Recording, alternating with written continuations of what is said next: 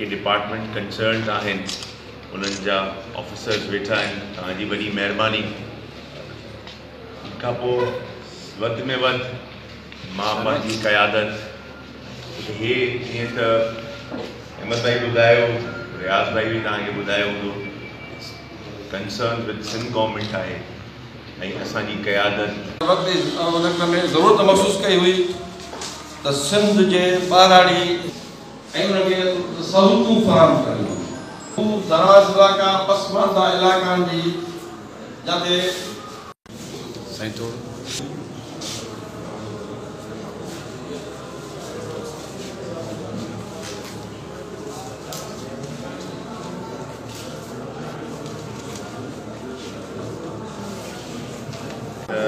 मुझी मेहनत इहा ई आहे त ज़िले में 8 स्कूल आहे जंहिंमां 4 सिर्फ़ु 12 तालीम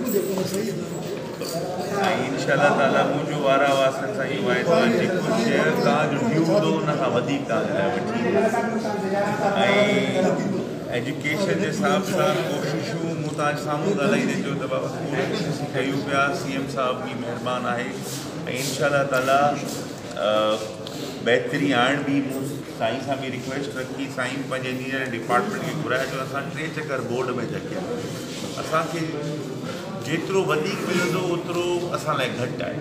असांखे ॿियनि ज़िले जे तालुकनि खां कुझु वधीक नज़र सां असांजी थींदी। इंशाअल्लाह ताला कोशिशि आहे कंदासीं। साईं डिग्री कॉलेज वार खे तव्हां एफर्ट्स वठी करायो, ॿुधण में आयो आहे त कोई SS तरफ़ां उते केस थियल आहे, सेक्रेटरी साहब बि मौजूदु आहे। हिकिड़ी जेका असांखे मस असांजे इलाइक़े खे डिग्री कॉलेज मिलियो, हाणे उहो वरी डिग्री कॉलेज बंदि हुजे त इहो हितां जे इलाइक़े जे लाइ बदकिस्मती आहे। बिल्कुलु कोशिशि करे करायोसीं, पर हुन में कुझु दोस्तनि हुनखे वञी न करायो, पर इंशाअल्लाह ताला सेक्रेटरी साहब सां ऐं मिनिस्टर साहब सां मिली करे इहो शइ इंशाअल्लाह असां क्लियर कराए वारा खे डिग्री कॉलेज वठी ॾींदासीं। Thank U sir, thank U sir. अच्छा सर, ये जेको इन में जेको असांजी जेका गवर्नमेंट जी जेका पॉलिसी आहे उहे स्कूल जिन जी इनवॉल्वमेंट कहिड़ी आहे, उहे स्कूल जेके वॾा आहिनि आम स्कूल आहिनि उन्हनि खे प्रायोरिटी ॾियनि। उहो हाई प्रायोरिटी स्कूल जेके आहिनि उन्हनि जूं मुख़्तलिफ़ स्कीमूं ठाहियूं वयूं आहिनि, ADP स्कीमूं, जिन जे तहत उन्हनि स्कूलनि खे रेनोवेट कयो वञे, ठीकु कयो वञे।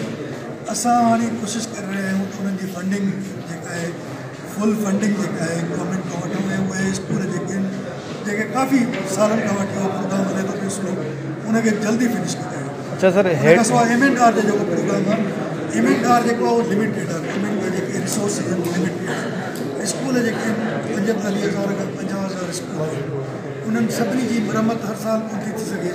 हाणे असां जेको आहे कोशिशि कयूं था त मुख़्तलिफ़ जेके प्रोग्राम आहिनि उन्हनि खां जेके वॾा ऐं जेके आम स्कूल आहिनि उन्हनि खे केटर कजे, उन्हनि जी रिपेयर कराए उन्हनि खे रेनोवेट कजे। सर हेड मास्टर जेको प्रोग्राम आहे उहो बि अहिड़ा ॿिया बि प्रोग्राम आहिनि जिन खां English medium school, comprehensive school जेके आहिनि मुख़्तलिफ़ ज़िलनि में ठहनि पिया।